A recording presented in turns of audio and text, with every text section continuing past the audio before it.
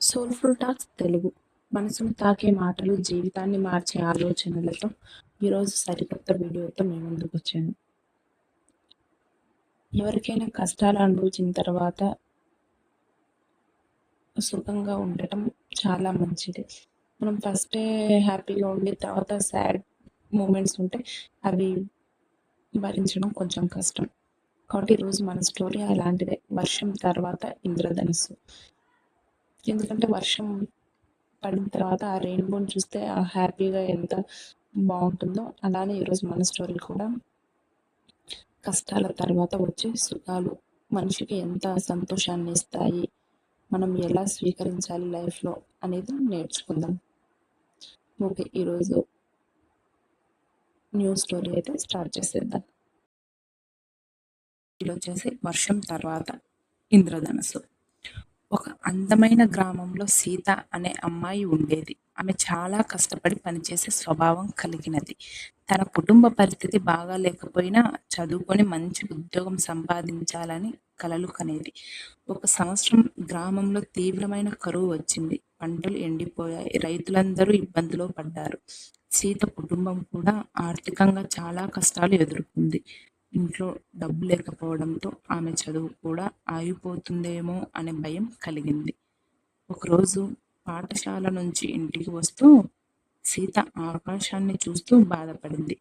ఎందుకు మా జీవితంలో ఇన్ని కష్టాలు వస్తున్నాయి అని తనలో తాను అనుకుంది. ఆమె మాటలు విన్న తాతయ్య దగ్గరికి వచ్చి, బిడ్డ, ఆకాశాన్ని జాగ్రత్తగా చూడు.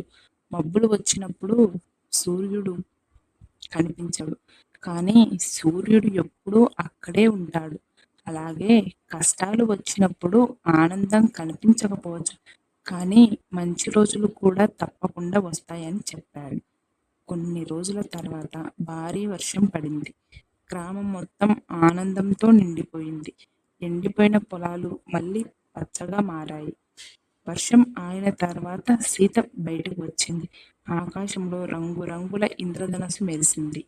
తాతయ్య చిరునవ్వుతో, చూసావా బిడ్డ, వర్షం తర్వాతే ఇంద్రధనస్సు వస్తుంది.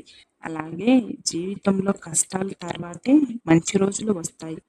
ప్రతి తుఫాను తర్వాత ప్రశాంతత వస్తుంది అని చెప్పాడు. ఆ మాటలకు సీతకు కొత్త ధైర్యాన్ని ఇచ్చింది. ఆమె కష్టాలను చూసి వెనక్కి తగ్గలేదు. మరింత శ్రద్ధగా చదివింది.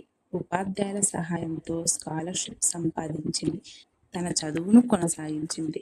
సంవత్సరాలు గడిచాయి. సీత మంచి ఉద్యోగం సాధించింది. తన కుటుంబాన్ని ఆర్థిక ఇబ్బందుల నుంచి బయటపడేసింది.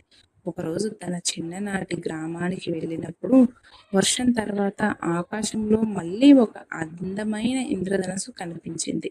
అప్పుడు ఆమె తాతయ్య చెప్పిన మాటలు గుర్తు చేసుకుంది. కష్టాలు శాశ్వతం కావు, అవి మనల్ని బలంగా మార్చడానికి మాత్రమే వస్తాయి.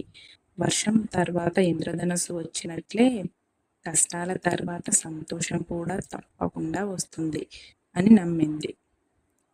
మనకు ఈ స్టోరీలో మోరల్ ఏంటంటే, వర్షం తర్వాత ఇంద్రధనుసు వచ్చినట్లే జీవితంలోని కష్టాల తర్వాత మంచి రోజులు వస్తాయి.